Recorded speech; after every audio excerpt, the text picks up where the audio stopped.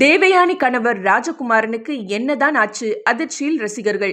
தவளை தன் வாயால் கெடும் அப்படிங்கிற பழமொழிக்கு ஏத்த மாதிரி இப்ப மாறி போயிருக்காரு இயக்குனரும் தேவயானியின் கணவருமான ராஜகுமாரன். அவர் தொடர்ந்து பல பிரபலங்களை வசப்பாடிட்டு இருக்காரு. அந்த வகையில இப்ப சியான் விக்ரம் பத்தி வாய்க்கு வந்தபடி பேசி ரசிகர்கள் மத்தியில வெறுப்ப சம்பாதிச்சிருக்காரு.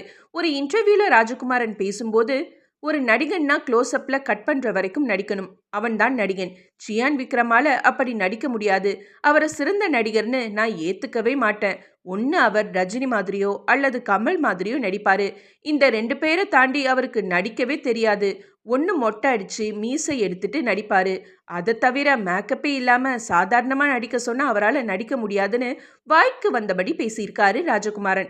நாளுக்கு நாள் இவர் அக்கப்போரு தாங்கல. விஜய் டெபாசிட் கூட வாங்க மாட்டாரு. கமல்ஹாசனோட 4-5 படங்கள் தான் சொல்ற மாதிரி இருக்கு. மறைந்த இயக்குனர் டைரக்ட் பண்ண உதிரி பூக்கள் படமெல்லாம் ஒரு படமான ராஜகுமாரன் பேசின பேச்சுக்கள் ஏராளம். இப்படியே போனா இவர் பேசுற பேச்சால தேவயானிக்கு தான் சிக்கல் வரும். அவங்க தமிழ் சினிமாவில் தொடர்ந்து நடிக்கிறது பாதிக்கப்படும். மேலும் 2 மகள்களோட சினிமா எதிர்காலத்தையும் அது பாதிக்கும். இப்பவே ராஜகுமாரன் நிறைய இன்டர்வியூல தலை காட்டாம பார்த்துக்கிட்டாதான் நல்லதுன்னு தேவயானிக்கு அட்வைஸ் பண்ணி கமெண்ட் பண்றாங்க ரசிகர்கள்.